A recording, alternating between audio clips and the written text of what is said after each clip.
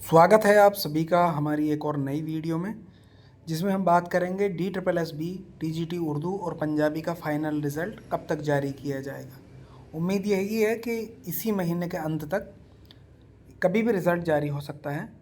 उसके बारे में क्या क्या ऐसा एनालिसिस किया जा रहा है जिसकी वजह से हम ये कह सकते हैं कि रिज़ल्ट जल्द ही आएगा। सबसे पहले चलते हैं, आज की डेट है 16/7/2025। एक रिज़ल्ट जारी किया गया है। नोटिस नंबर है 1551, पोस्ट कोड है 77/23। किस बेस पर ये कह सकते हैं कि रिज़ल्ट जल्दी आएगा? और जैसे कि सबको पता है कि कुछ लोग कह रहे हैं कि स्क्रूटनी DSSB करेगा, कुछ कह रहे हैं कि DSSB स्क्रूटनी नहीं करेगा। ये पहला सवाल हुआ। दूसरा सवाल हमारा बनता है कि क्या उतने ही ई डोजियर भेजे जाएंगे डोजियर डिपार्टमेंट को जितनी वैकेंसी हैं? ये हुआ दूसरा सवाल। तीसरा सवाल,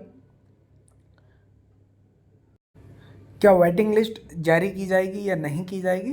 इन तीनों सवालों पर हम डिटेल में बात करेंगे। सबसे पहले आज आपने डेट देख ली और ये नोटिस आया है आज ही की डेट का। इसमें हम देखेंगे कि ये हमारी पोस्ट कोड के लिए इतनी इतनी वैकेंसियाँ थी, सारी चीज़ें इसमें मेंशन की गई हैं। और उसके बाद अगर आप देखेंगे तो यहाँ पर एक डेट दी गई है, जो ई डोजियर भरने के लिए डेट दी गई थी 9/6 से 23/6, लगभग 15 दिन के आसपास का इसमें समय दिया गया है।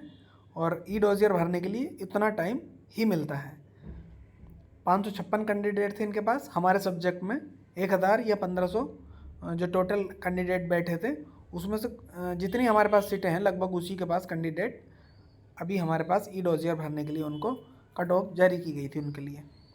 अब ये 15 दिन के समय के बाद आज आप आइडिया लगा सकते हैं 23/6 लास्ट डेट थी। उसके बाद दिन बचे हमारे पास 7। उन 7 दिन के बाद अगर इस डेट से आज कैलकुलेट करते हैं तो 16 और 7 दिन हुए 23, 22 या 23 या 24। इससे पहले भी हम एक वीडियो ऐसे ही बना चुके हैं, या उसकी PDF ग्रुप में शेयर की गई थी कि लगभग 20 से 25 दिन के अंदर ई डोजियर भरने की लास्ट डेट से फाइनल रिज़ल्ट जारी कर दिया गया था। तो अब उम्मीद है कि जैसे कि आपको पता है कि 8 तारीख को लास्ट डेट थी और आज 16 तारीख है, तो 8 दिन हमारे हो चुके हैं। 7 भी मानिए तो अगले जो हमारे पास 14 दिन बचे हैं, इन्हीं 14 दिन में आपको रिज़ल्ट देखने को मिल जाएगा। उम्मीद की जा रही है ऐसी। ये ऑथेंटिक न्यूज़ नहीं है, ये एक कयास लगाया जा रहा है कि उस डेट तक आपका रिज़ल्ट घोषित कर दिया जाएगा। अब इसमें कुछ पॉइंट दिए गए हैं कि फाइनल रिज़ल्ट, जैसे कि आप यहाँ देखेंगे तो एक रूल बनाया था DSSB ने, जिसमें साफ साफ बताया था कि अगर एक डिपार्टमेंट की वैकेंसी है, कोई भी एक डिपार्टमेंट के लिए अगर वैकेंसी है तो उसमें वेटिंग लिस्ट जारी की जाएगी। एक से ज़्यादा अगर डिपार्टमेंट के लिए वैकेंसी है कोई भी, तो उसके लिए वेटिंग लिस्ट जारी नहीं की जाएगी। ये एक क्वेश्चन का जवाब आ गया है आपके पास। दूसरा एक जो क्वेश्चन है उसमें ये है कि क्या ई डोजियर उतने ही भेजे जाएंगे जितने की वैकेंसी हैं, और क्या DSSB स्क्रूटनी करेगा कि नहीं करेगा। यहाँ पर या ऐसी कई जगह पर नो स्क्रूटनी वाला लिखा हुआ है, और नो स्क्रूटनी में आप देखेंगे कि DSSB कोई स्क्रूटनी नहीं करेगा। स्क्रूटनी का काम डिपार्टमेंट को दिया गया है, वही डॉक्यूमेंट चेक करेगा और वही सारी चीज़ें देखेगा। अगर हाँ आपका कोई डॉक्यूमेंट्स कम है, किसी वजह से आपने अपलोड नहीं किया है, हो सकता है उसके लिए टाइम आपको दिया जाए, और हो सकता है कि टाइम ना दिया जाए, लेकिन उम्मीद यही है कि टाइम दिया जाएगा। क्योंकि इन जो 20-25 दिन में DSSB क्या करेगा? अगर ई डोजियर भर दिया है तो अगले दिन ही रिजल्ट जारी कर सकता था, लेकिन ऐसा नहीं कर रहा ना। 20-25 दिन का जो टाइम है उसमें भले ही स्क्रूटनी जांच वगैरह ना करे, लेकिन ये ज़रूर देखेगा कि डॉक्यूमेंट्स अपलोड किए हैं कि नहीं किए हैं। CTET जनरल कैटेगरी में आपने फॉर्म भरा है तो ये ज़रूर चेक करेगा कि 90 नंबर उसके थे कि नहीं थे।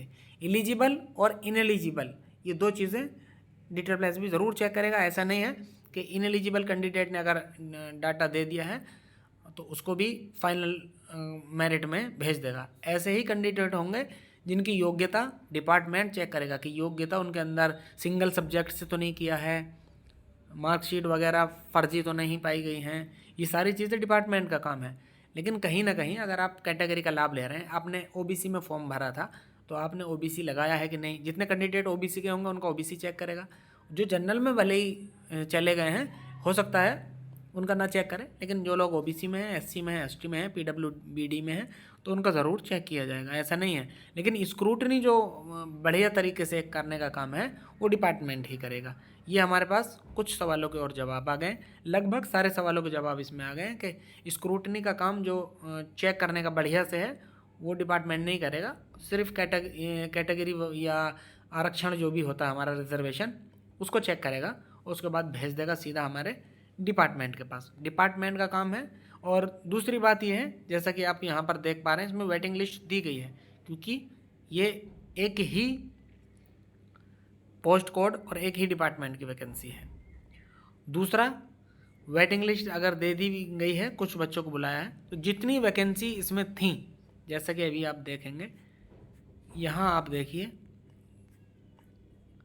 अनरिजर्व में यहाँ 27 वैकेंसी, ओबीसी में 13 वैकेंसी है। और यहाँ पर इन्होंने कैंडिडेट जो इनको मिले हैं, मिले नहीं हैं, जबकि इन्होंने सेलेक्ट किए हैं। ओबीसी में 10 हैं, 3 स्टूडेंट कम हैं। वैसे ही आप देखेंगे जनरल का 23 स्टूडेंट इन्होंने सेलेक्ट किए हैं, फाइनल सिलेक्शन 27 सीटें थीं, 4 यहाँ पर खाली छोड़ दिए हैं। अगर जनरल मेल टीजीटी उर्दू में 174 प्लस जो 1-2 सीटें एनडीएमसी की हैं, अब 2 डिपार्टमेंट हो गए हैं तो जाहिर सी बात है कि वेटिंग लिस्ट नहीं आएगी। दूसरी ये है कि 174 प्लस 1 जो जनरल की सीटें हैं, सब के सब पर रिज़ल्ट नहीं आने की भी उम्मीद है। हो सकता है कुछ सीटों को 5 खाली छोड़ी जाएँ, 4 छोड़ी जाएँ, क्योंकि सब जगह खाली छोड़ने पहले के भी आप अगर वेबसाइट पर जाकर रिज़ल्ट चेक करेंगे तो यही टाइम लगा है 20 से 25 दिन या 30 दिन फाइनल रिज़ल्ट देने का। ई डोजियर की अंतिम तिथि से 20 से 25 दिन का ही टाइम लगा है और सभी सीटों पर रिज़ल्ट नहीं दिया गया है। ये सोचने वाली बात है। इसके लिए चाहे हम लड़ाई करें, चाहे शिकायत करें, चाहे जो करें वो करना है। और चाहे कमेंट बॉक्स में मेरे लिए या इधर उधर ग्रुप में कोई इधर उधर के मैसेज करें, ये सारी बातों का जवाब मैं एक वीडियो बनाकर आपको उसी दिन दूंगा जिस दिन रिज़ल्ट आएगा, जितनी चीज़ें मैंने बताई हैं। अब कुछ लोग बोल रहे हैं 100 से ऊपर कट ऑफ जाएगी, 120 पहुंचा दीजिए, 150 पहुंचा दीजिए, चाहे मैं 80 कट ऑफ बना दूं, यहाँ पर कोई फ़ायदा नहीं है उससे। इन सारी चीज़ों का जवाब आपको आपके कमेंट में या आपके मैसेज जो ग्रुप में, आप ऐसा नहीं है ग्रुप में लाखों लोग हैं, 300-400 लगभग उतने ही कैंडिडेट हैं और सबके मैसेज भी हैं कि किसने क्या क्या किया है, कौन किसकी कट ऑफ सही है, कौन किसकी मजाक बना रहा है। कुछ लोग ज़्यादा चतुर बन रहे हैं, सारे काम करते हैं जो उन्होंने बना दिया वही ठीक है, ऐसा नहीं है। सारे खाना खाने वाले हैं, पढ़ने वाले हैं, सारे एग्ज़ाम की तैयारी करके एग्ज़ाम निकालने वाले हैं। कोई ऐसा नहीं है किसी का नंबर कम है उनका एग्ज़ाम निकल गया, वो अलग बात है। एनालिसिस करना एक अलग चीज़ होती है। किसका एनालिसिस ठीक होता है ये कंफर्म नहीं होता कि जो एनालिसिस कर दिया वही ठीक है। RWA एक चैनल है जो प्रतियोगिताएँ परीक्षाएँ जितनी भी होती हैं वो सब की तैयारी कराते हैं, वो अपना एनालिसिस करते हैं, उनकी कट ऑफ लगभग आसपास रहती है। ऐसा नहीं है कि वो बोल देते हो कि हाँ हमने ठीक दिया, लेकिन कोई भी एग्ज़ाम हो जिसकी वो कट ऑफ बताते हैं उसके आसपास 2 या 4 नंबर का गैप दे के बता देते हैं कि उतना जाएगा। ऐसे ही सब लोगों ने वीडियो बनाई है, ऐसा नहीं है 4-5 लोगों ने ही वीडियो बनाई है और किसी ने बोल दिया हो कि 100 से ऊपर कट ऑफ चली गई या 80 रहेगी, ऐसे किसी ने नहीं बोला। एक मार्क्स दिए कि लगभग इतनी जाएगी, जाने की उम्मीद है, और उम्मीद पर हो सकता है ज़्यादातर लोग, मेरे हिसाब से जितने लोगों ने कट ऑफ दी है, लगभग सभी कैंडिडेट जो एनालिसिस करने वाले यूट्यूबर हैं, चाहे छोटे यूट्यूबर हों, मेरी तरह छोटे यूट्यूबर हों, चाहे बड़े यूट्यूबर हों, लगभग सब ने सटीक जानकारी दी है मेरे हिसाब से। अब जिस दिन फाइनल रिज़ल्ट आएगा, कुछ लोग ये कह रहे हैं कि स्क्रूटनी ये करेगा, कुछ लोग कह रहे हैं कि वेटिंग लिस्ट आएगी, नहीं आएगी, सभी के सवालों का जवाब एक ही PDF में आएगा फाइनल रिजल्ट में। किसका सिलेक्शन होगा, किसका नहीं होगा, सबका जवाब सिर्फ एक PDF का इंतज़ार करिए, 20 दिन और इंतज़ार करिए। हो सकता है 20 दिन, उम्मीद है कि 20 दिन के अंदर रिज़ल्ट आ जाएगा। नहीं भी आया तो हम लोगों को इंतज़ार करना है, ऐसा कुछ नहीं है कि 20 दिन के बाद हम उम्मीद छोड़ देंगे या रिज़ल्ट नहीं आएगा। 20 दिन में नहीं आएगा, 30 दिन में आएगा, 1 महीने। जब 9 महीना हम लोग इंतज़ार कर सकते हैं रिज़ल्ट का, तो हम उसका भी इंतज़ार करेंगे, फाइनल रिज़ल्ट का भी। सारी चीज़ें ये अलग बात रही।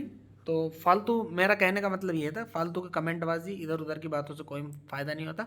आप लोग टीचर बनने वाले हैं या कुछ लोग पहले से हैं, तो थोड़ा सभ्यता भी दिखानी पड़ती है। कुछ लोग उल्टे सीधे मैसेज करते हैं, अपने आपस में भी करते हैं, तो वो एक टीचर का ग्रुप है, चाहे कोई भी ग्रुप हो, आप एक बनने वाले टीचर हैं, तो आपके ऊपर ये शोभा नहीं देता है कि आप बिना फालतू के उल्टे सीधे मैसेज करें। जो बात है आपको, आप मान रहे हैं तो अच्छा है, नहीं मान रहे हैं तो ठीक। ज़बरदस्ती कोई नहीं करता कि हमारी बात मानिए। सब्सक्राइब करने के लिए जैसे मैंने अभी बोल रहा हूँ कि मैं, अगर वीडियो अच्छी लगी हो तो वीडियो को लाइक कर दीजिए, अच्छी नहीं लगी हो तो डिसलाइक कर दीजिए। कोई आपके मन में क्वेश्चन हो किसी भी कैंडिडेट के तो कमेंट बॉक्स में कमेंट कर दीजिए। अगर मेरे बताने लायक होगा, मुझको आता होगा तो मैं उसका रिप्लाई करूँगा। और ऐसी ही वीडियो पाने के लिए वीडियो को सब्सक्राइब कर लीजिए। ये ज़बरदस्ती नहीं है, इच्छा है आपकी, करना चाहे कर सकते हैं। इससे हम लोगों को मोटिवेशन मिलता है। और वीडियो देखने के लिए आप सभी का धन्यवाद।